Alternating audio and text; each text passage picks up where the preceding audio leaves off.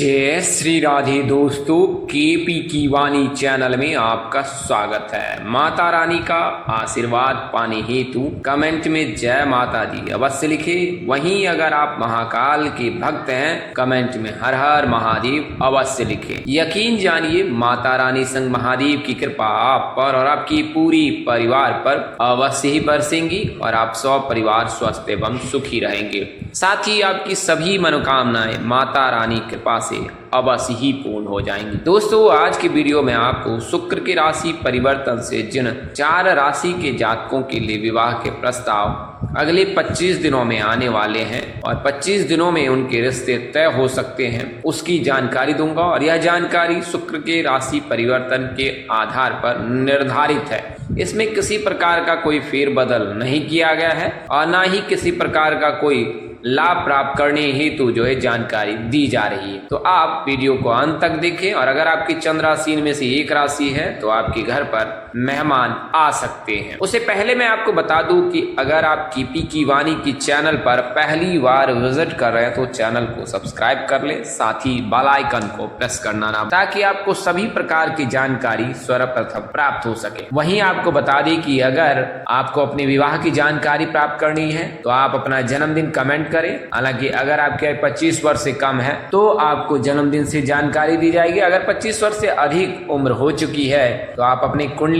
का विश्लेषण अवश्य करा ले। हो सकता है कि कुंडली में किसी न किसी प्रकार का कोई दोष लगा है या फिर कुछ ग्रह राशि परिवर्तन इस आधार पर है कि इस वर्ष आपके या पिछले वर्षों में आपकी शादी नहीं हो पाई है और आने वाले समय में भी आपको इंतजार न करना पड़ जाए। आप एक बार आप अपनी कुंडली विश्लेषण अवश्य करा लें। अगर आप केपी की वाणी से कुंडली विश्लेषण कराते हैं तो आपको क्या क्या लाभ प्राप्त हो सकता है, उसकी जानकारी मैं संक्षेप में देना चाहूंगा। कि अब तक आपने किसी प्रकार के ज्योतिषों से सलाह ली होगी, आपने हस्तरेखा शास्त्र के जानकारों से सलाह ली होगी, फेस रीडिंग यानी कि चेहरे को पढ़ने वाले ज्योतिष से सलाह ली होगी, कई अंतर्यामी जो है तंत्र विद्या सीखने वाले उनसे भी सलाह ली होगी। तो उन्होंने आपको यह जानकारी दी होगी कि आगामी वर्ष में शादी हो जाएगी या इतने इतने वर्षों में शादी हो जाएगी। कई जातकों के लिए लाभप्रद भी हुआ, कई जातकों के लिए लाभप्रद सिद्ध नहीं होता है। तो ऐसी परिस्थिति में अगर आपको अपनी कुंडली का विश्लेषण केपी की वाणी से कराते हैं तो आपको क्या क्या फायदा होगा यह मैं आपको बता दूं। तो आपको न केवल यह जानकारी ज्ञात होगी कि आपकी शादी कब होगी, बल्कि किस वर्ष होगी और किस महीने में होगी, किस दिन होगी और किस दिन नहीं करनी चाहिए, दिशा कौन सी होगी, दूरी कितनी होगी, नाम अक्षर उस लड़के का क्या होगा या उस वधू का क्या होगा, इसके अलावा उसका रंग रूप स्वरूप स्वभाव कैसा होगा, संतान कितनी होंगी, उसके अलावा करियर कैसा होगा, रोजगार कैसा होगा, ससुराल में घर द्वार कैसा होगा, ससुराल के लोग कैसे होंगे। इसके अलावा महादशा अंतरदशा, ससुराल में सुख के योग हैं, ससुराल कारोबारी होगा या फिर आपके जो जीवन साथी हैं वो रोजगार करने वाला होगा या आगे चल के रोजगार करेगा, उसका भाग्योदय कब होगा, आपको किन किन चीजों से परहेज करना चाहिए, आपका चरित्र कैसा होगा, स्वभाव कैसा होगा, विवाह उपरांत आपका वैवाहिक जीवन कैसा रहेगा।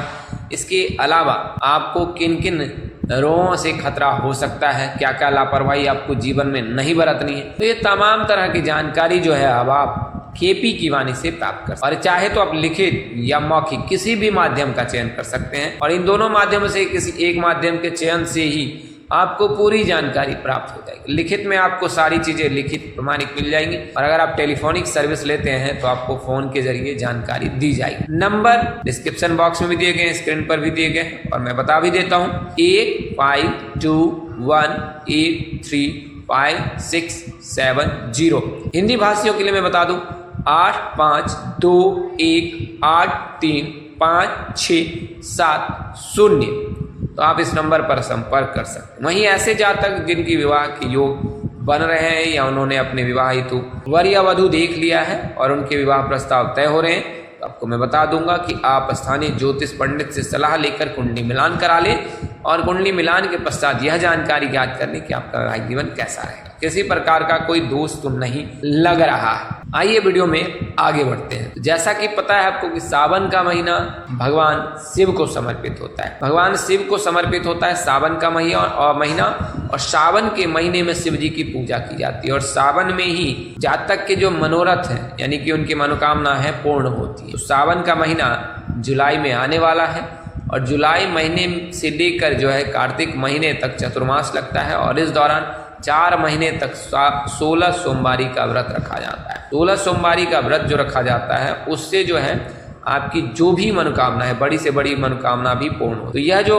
व्रत है उसका पहला जो यानी पहला सोमवारी हो 22 जुलाई को पड़ रहा है। जो भी जातक नोट करना चाहते हैं वो नोट कर ले। 22 जुलाई से 19 अगस्त तक जो है सावन सोमवार व्रत पड़ रहा है। और इसके बाद जो है आप अगर 16 सोमवारी का व्रत रख रहे हैं तो फिर आप कार्तिक पूर्णिमा तक जो है सोमवारी का व्रत रख सकती हैं या रख सकते हैं। तो भगवान शिव की जब आप पूजा करते हैं तो कुंडली में शुक्र मजबूत होता है, चंद्र मजबूत होता है। इसके अलावा अशुभ ग्रह के जो प्रभाव होते हैं वो तो खत्म ही हो जाते हैं, लेकिन शुक्र जो है सुखों का कारक है। प्यार, मोहब्बत, इश्क, रोमांस, विवाह, इन सभी का कारक जो होता है वो शुक्र है। आपको जो भी सुख सुविधाएं जीवन में मिल रही है वो सब शुक्र ही आपको दे रहे हैं। अगर कोई जातक सामान्य जीवन व्यतीत कर रहे हैं तो शुक्र के चलते ही सामान्य व्यक्ति जीवन व्यतीत करे।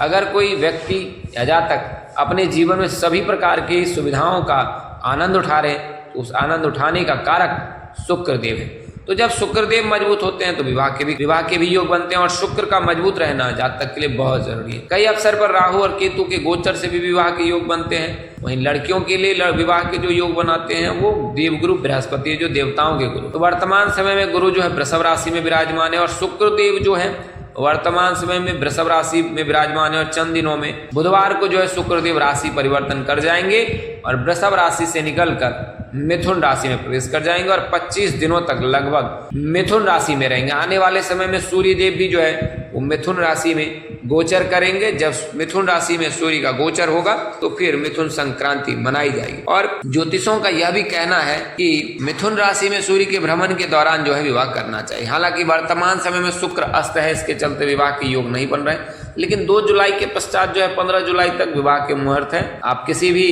क्षेत्र से आप निवासी हैं किसी भी क्षेत्र के, तो आपको बता दें कि चतुर्मास से पूर्व जो है विवाह के योग रहते हैं। कई अवसर पर चतुर्मास के दौरान भी विवाह किए जाते हैं। अगर कोई विषम परिस्थिति पैदा हो जाती है जीवन में और तत्क्षण आपको विवाह करना ही पड़ता है, तो ऐसी परिस्थिति में चतुर्मास में विवाह के योग होते हैं। महाराष्ट्र में कृष्णाष्टमी के दिन भी जो है विवाह कार्यक्रम संपन्न होते हैं। पंजाब क्षेत्र में जो है नवरात्रि के दिनों में 9 दिनों में जो है विवाह कार्य संपन्न होते हैं। तो सभी जगह अलग अलग नियम रीति रिवाज हैं, लेकिन चतुर्मास में विवाह ना करने की ही सलाह दी जाती है। खासकर उत्तर भारत में तो चतुर्मास के दौरान विवाह नहीं कराया जाता है। तो शुक्रदेव जो है वो 24 दिनों के लिए जो है गोचर करेंगे मिथुन राशि में। कुछ इस प्रकार से शुक्र के गोचर की स्थिति है। शुक्रदेव 12 जून को जो है प्रातः काल जो है वो 4:31 पर जो है शुक्र जो है वो मिथुन राशि में गोचर करेंगे।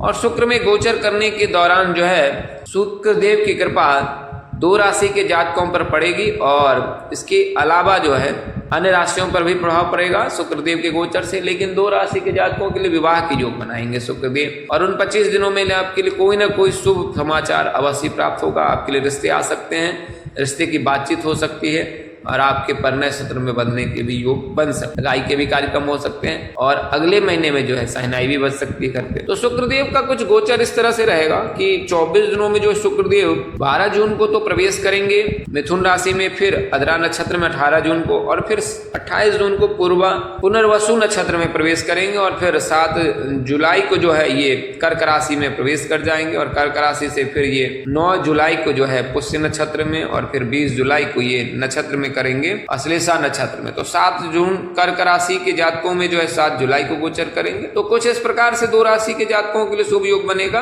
धनु राशि के जातक हैं और मकर राशि के जातक हैं। तो शुक्र का जो गोचर है मिथुन राशि में और कर्क राशि में होने से धनु और मकर के जातकों के लिए शुभ योग बनेगा। तो ये चूंकि विवाह भाव को देखेंगे तो इसके लिए इन दोनों राशि के जातकों के लिए योग बनेगा। इसके अलावा मैं आपको बता दूं कि शुक्र जो है वृषभ राशि में उनके स्वामी है, तुला राशि के स्वामी है और मीन राशि में उच्च के होते हैं। तो अगर हम वृषभ राशि के जातकों की बात करें तो यह साल बहुत शुभ रहने वाला है, क्योंकि इस वर्ष जो है गुरु का भी गोचर वृषभ राशि में हुआ है। तो वृषभ राशि में जातकों के लिए जो है शुभ फल प्राप्त होने वाला है। तो ये जो 4 राशियां हैं वो धनु राशि के जातक है, मकर राशि के जातक है, मीन राशि में तो उच्च के होते हैं। वर्तमान समय मीन राशि में राहु का भी गोचर हो रखा है, तो मीन राशि के भी जातक है, मकर राशि के जातक है तो शामिल है ही, वृषभ और तुला राशि के भी जातक शामिल। तो कुल मिलाकर कहे तो 4 राशि के जातकों के लिए फल प्राप्त होने वाला है। वृषभ राशि और तुला राशि के जातकों में, धनु और मकर राशि के जातक और मीन राशि के जातक। तो आइए इसके बारे में विस्तार से जान लेते हैं। अगर आपकी राशि धनु है तो आपके लिए शुभ योग है। वर्तमान समय में जो है आपके लिए विवाह रिश्ता आ सकता है और आपके रिश्ते तय होने के योग हैं। अगले महीने में आपकी शहनाई बजने के प्रबल योग हैं। शुक्र के गोचर से प्रकार के योग बन रहे हैं। किसी कारणवश अगर आगामी माह में विवाह के योग नहीं बनते हैं तो आप निश्चिंत रहें, नवंबर के महीने में आपके लिए 100% का योग बन रहा है। बात करें दिशा के तो उत्तर और पूर्व दिशा आपके लिए शुभ है। इन दोनों दिशाओं में आपके लिए विवाह प्रस्ताव हेतु गमन कर सकते हैं, गोचर कर सकते हैं और इन दिशाओं से ही विवाह के रिश्ते आ सकते हैं। बात करें नाम अक्षर की तो एस नाम के जातक, जी नाम के जातक, आर नाम के जातक, टी नाम के जातक में से किसी एक नाम के जातक के साथ आपके परिणय सूत्र में बंधने के योग बन रहे हैं। आगामी जो राशि है वो मकर राशि है। मकर राशि के लिए जातकों के लिए समय शुभ रहने वाला है, क्योंकि शुक्र के गोचर से मकर राशि के जातक के लिए शुभ योग बनेगा जब शुक्र का गोचर कर्क राशि में होगा। शुक्र के वृषभ राशि से निकलकर मिथुन राशि में गोचर करने से धनु राशि और फिर मिथुन राशि से निकलकर कर्क राशि में गोचर करने से मकर राशि के जातकों के शुभ योग बनेगा। कुल मिलाकर कहें मकर राशि के जातकों के लिए अब समय बेहद शुभ रहने वाला है, क्योंकि आने वाले समय में आपको 7.5 से भी मुक्ति मिलेगी। और जब एक बार शनि मार्गी हो जाएंगे, शनि वक्री वर्तमान समय में होने वाले हैं, और जब शनि मार्गी से लेकर 7.5 के अंत तक जब समय रहेगा मकर राशि के जातकों के लिए, तो उस दौरान शनिदेव का शुभ प्रभाव आप पर अवश्य पड़ेगा। दिशा जो आपकी बात करें तो वो पश्चिम का है। जून के महीने में आपके सगाई के योग हैं और अगर जुलाई में विवाह नहीं होता है तो आपके आगामी वर्ष में जो है जनवरी के महीने में फिर विवाह के प्रबल योग बनेंगे। बात करें नाम अक्षर की तो कर्क राशि के जातकों के लिए आपके लिए बेहद शुभ है। वृश्चिक राशि के जातक भी आपके लिए बेहद शुभ है। इस राशियों के जातकों से अगर विवाह आपका हो तो ज्यादा उत्तम होगा, क्योंकि इन राशि के जातकों से ही आपकी परिणय सूत्र में बंधने के योग बन रहे हैं। बात करें मीन राशि के जातक, चूंकि शुक्र इनमें मीन में हो चुके होते हैं तो हमेशा ही शुभ फल देते हैं। तो अगर आप मीन राशि के जातक हैं तो आपके लिए शुभ समय है। अभी वर्तमान समय में 7.5 का प्रथम चरण चल रहा है, तो आपको जीवन में परेशानियों का भी सामना करना पड़ रहा है। कई ऐसी परिस्थिति भी पैदा हुई जिससे आपके देश दिन और दुनिया बदल गई है, लेकिन आप निश्चिंत रहे। भगवान श्री कृष्ण जो है बड़े दयालु हैं और बड़े कृपालु हैं। उनकी कृपा दृष्टि आप पर अवश्य बरसेगी और जो विधि विधान के अनुरूप चल रहा है उसको आप साक्षी मानकर जो जीवन में आगे बढ़िए। तो आपके लिए उत्तर और पूर्व दिशा ही है। शीघ्र विवाह के लिए जो है आप भगवान विष्णु जी की पूजा उपासना करें। बात करें नाम अक्षर की तो आपको बता दें एस नाम के जातक, जी नाम के जातक, बी नाम के जातकों में से किसी एक नाम के जातक के साथ आपके परिणय सूत्र में बंधने के प्रबल योग बन रहे हैं। हालांकि विवाह अगर मेष राशि से हो तो ज्यादा उत्तम होगा। चौथी जो राशि हो वृषभ राशि और तुला राशि में से कोई एक राशि के जातक है। दोनों राशि के जातकों पर शुक्रदेव की विशेष कृपा बरसती है और अगर दोनों में से किसी एक राशि के जातक की कुंडली में किसी प्रकार का कोई दोष नहीं लगा है तो उनके लिए शुभ योग है। अगर आप तुला राशि के जातक हैं तो आपका नाम अक्षर आर से होता है और आपके लिए जो दिशा है वो दक्षिण की दिशा है और वर्तमान समय में जो है आपके लिए शुभ समय ही चल रहा है। किसी प्रकार का कोई दोष कुंडली में अभी नहीं लगा है, कोई अशुभ ग्रहों का गोचर आपकी राशि में नहीं हुआ है। तो इसके लिए चलते जो है तुला राशि के जातकों के शुभ योग है और आपके लिए रिश्ते आ सकते हैं और जून महीने में आपके रिश्ते भी तय हो सकते हैं। वहीं वृषभ राशि भी इस लिस्ट में शामिल है। वृषभ राशि के जातकों के लिए वर्तमान वर्ष ही शुभ है, क्योंकि शुक्र का गोचर हुआ है वर्तमान में और फिर